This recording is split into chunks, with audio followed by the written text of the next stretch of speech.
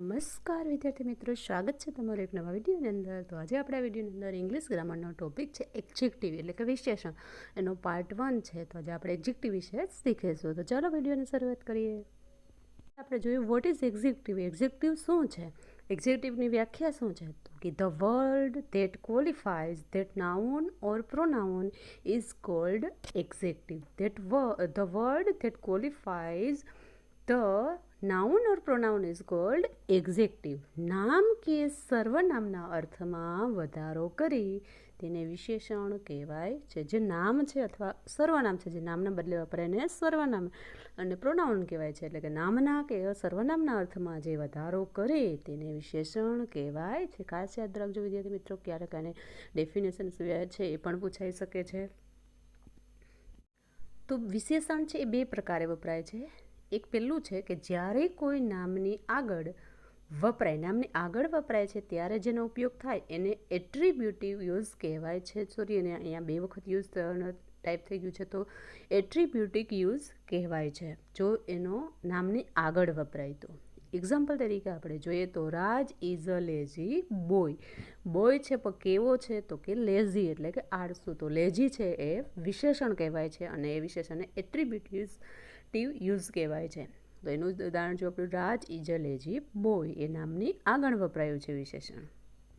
જોઈએ કે જ્યારે કોઈ ક્રિયાપદ પછી વિશેષણ વપરાય ત્યારે આવા ઉપયોગ થતો હોય તો એને પ્રેડિક્ટિવ યુઝ કહેવાય છે. જે નામની પહેલાં વપરાય એને એટ્રીબ્યુટિક યુઝ કહેવાય છે અને નામ ક્રિયાપદ છે એના પછી જો વિશેષણ વપરાય તો તેને પ્રેડિક્ટિવ યુઝ કહેવાય છે. એક્ઝામ્પલ તરીકે જોઈએ તો શિવન્યા ઇઝ ઇન્ટેલિજન્ટ. તો ઇજ પછી એટલે કે ક્રિયાપદ પછી વિશેષણ વપરાયું છે તો એને પ્રેડિક્ટિવ યુઝ કહેવાય છે. શિવન્યા ઇઝ ઇન્ટેલિજન્ટ, એ છે એ ક્રિયાપદ છે, એના પછી ઇન્ટેલિજન્ટ એ વિશેષણ છે. વિશેષણના પ્રકારો વિશે વાત કરીએ તો પહેલો પ્રકાર છે એક્ઝેક્ટિવ ઓફ ક્વોલિટી એટલે કે ગુણવાચક વિશેષણ.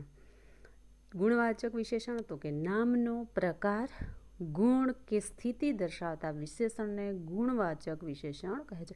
શોર્ટમાં આપણે યાદ રાખીએ તો જે ગુણ છે ને એની અંદર રહેલો એ સ્થિતિ દર્શાવે છે તો એને ગુણવાચક વિશેષણ કહેવાય છે.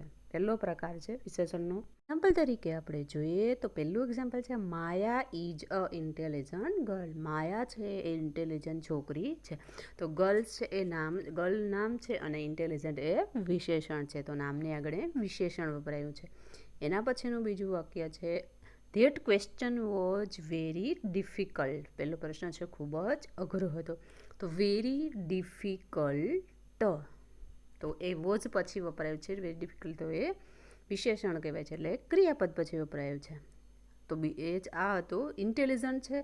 કેવી છોકરી છે? તો કે ઇન્ટેલિજન્ટ, એનો ગુણ દર્શાવે તો એને છે એ એક્ઝેક્ટિવ ઓફ ક્વોલિટી કહેવાય છે. બીજું છે કે ધેટ ક્વેશ્ચન વેરી ડિફિકલ્ટ. પ્રશ્ન છે કે કેવો છે? તો કે ડિફિકલ્ટ છે, અઘરો છે, બરાબર. તો એ ગુણવાચક વિશેષણ કહેવાય છે. પહેલો પ્રકાર જોયો. બીજો પ્રકાર જોઈએ પ્રોપર એક્ઝેક્ટિવ, તો વ્યક્તિવાચક વિશેષણ. તો પ્રોપર નાઉનમાંથી જે બનેલા વિશેષણોને છે એ પ્રોપર એક્ઝેક્ટિવ કહેવાય છે એટલે કે વ્યક્તિવાચક વિશેષણ કહેવાય છે. જે પ્રોપર નાઉન છે એમાંથી જે વિશેષણો બને છે એને જ પ્રોપર એક્ઝેક્ટિવ કહેવાય છે.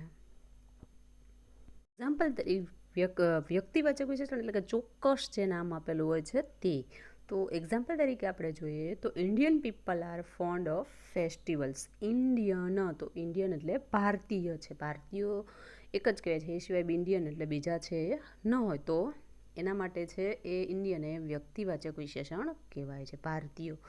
એના પછી બીજું છે કે હી મેરીડ અ યુરોપિયન ગર્લ. હી મેરીડ એટલે તેણે છે યુરોપિયન ગર્લ સાથે મેરીડ કર્યા. તો કેવી ગર્લ? તો કે યુરોપિયન. તો યુરોપિયન છે એ પણ વિશેષણ કહેવાય છે. બીજો પ્રકાર હતો. ત્રીજો પ્રકાર જોઈએ છે એક્ઝેક્ટિવ ઓફ ક્વોન્ટિટી એટલે કે પરિમાણવાચક વિશેષણ.